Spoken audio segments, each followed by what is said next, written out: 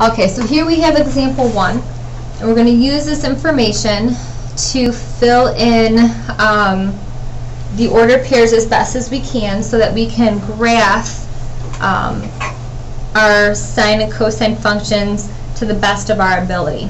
Okay, so in example 1 we have a sine function, so that's the first thing that we want to think about. The fact that we have a sine means that when we want to use some of our information, we're going to be pulling from the sine column, right? So we know a couple things about how this graph should already look before we actually start plotting points and graphing. The first is we should have a graph that looks similar to our original parent function in some way, shape, or form. It's going to be scaled, it's going to be squished or maybe stretched a little bit, but the idea is that it has some of the generic characteristics. For instance, 0, 0 should be a point that we end up getting. We should end up having a maximum and one minimum. So things like that are something that we want to watch out for as we start graphing these sine functions. Couple key pieces of information that we want to pull out before we begin, and that tends to be our a and b values. You know our general form for sine to be y equals a times sine of bx. And in our parent functions, a and b are both 1. Now in this case, you obviously can see that a and b are both not 1. Okay, we have different values here, and those values are going to change the way that our graph ends up looking in the end. So the first thing we want to do, and this is what we're going to call step 1, first thing we want to do is we want to find our a and b value. So our a value is the number in front of our sine, so the number in front of our sine here is 2. Our b value happens to be the number in front of our x, so the number in front of our x here is 180. So there's a couple pieces of information we can pull out of this. The first is we know we're dealing with a sine function. Just like we looked at before, our sine function goes through 0, 0. And in this case, our first 0 is our degree, our second 0 is the sine value at that degree measure. So 0 degrees and 0 is going to be one of our intercepts. We have we have 3 total intercepts in sine, which means there's 2 more others that we have to find. So the next thing we have to do is we have to find the period. And remember, we can find the period of our function by taking the fact that there's 360 degrees in a full circle and dividing it by our b value.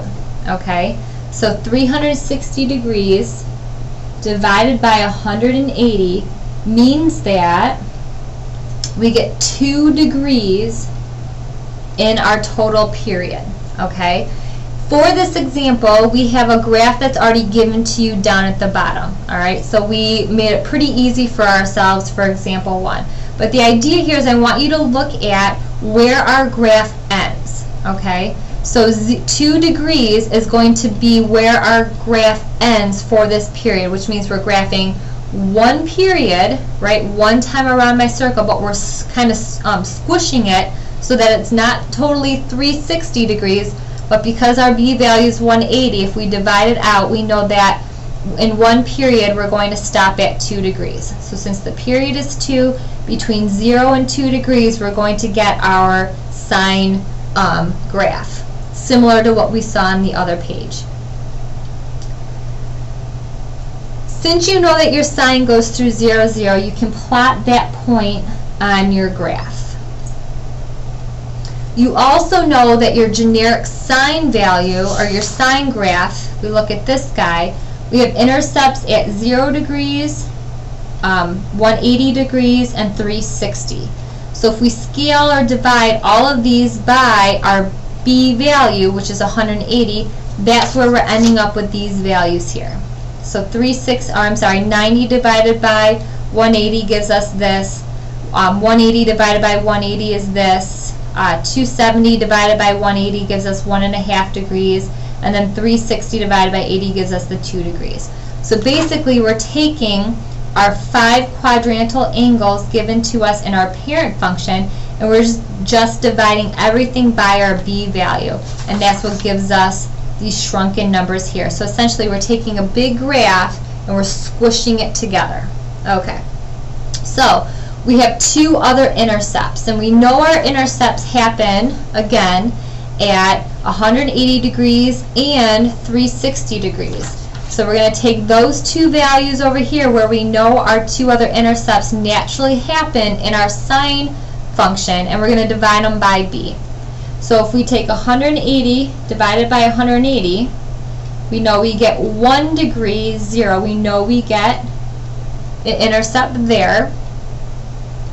If we take 360 divided by 180, we get 2 degrees, so we know we have another intercept here. And if you take your parent function and you hold it up against it, 0 degrees is our origin. 180 is our second tick, so to speak, our second unit, so that's kind of in that same position here. And then 360 is our fourth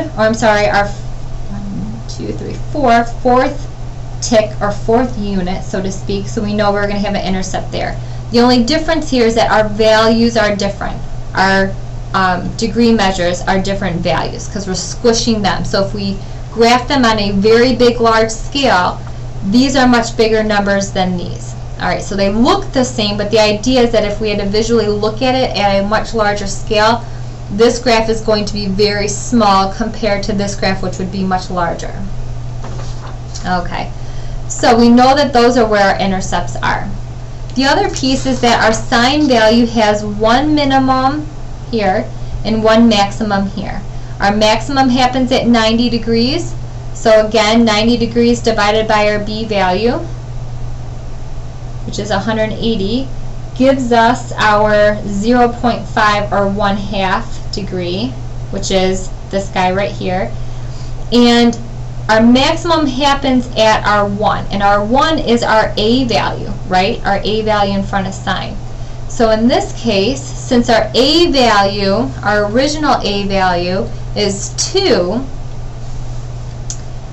we know our amplitude, our highest number that we can possibly get, is going to be 2. Since our a value, which is our value in front of our sine, is 2, we know the highest number we're going to have is 2, and we also know that the smallest number that we're going to have is going to be -2. So at 1/2 degree and 2, we have our maximum. And then since our minimum happens at 270 degrees, 270 degrees divided by our b value, which is 180, negative a, which is going to be -2, we end up getting 1.5 degrees -2. Tends to be this guy right here, and if we connect the dots,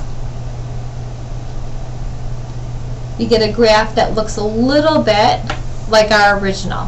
The difference is it's much more squished and it's also stretched.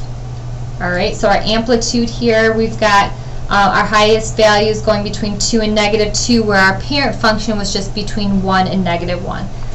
So that's what our a and b values do to our sine and our cosine. They squish them or they stretch them horizontally and vertically. Okay, so for the next time we meet, I want you guys to work on checkpoint number 1, or we'll check those in class together the next time that we meet. So that's going to be a continuation to your homework on top of these notes, is to work on checkpoint number 1.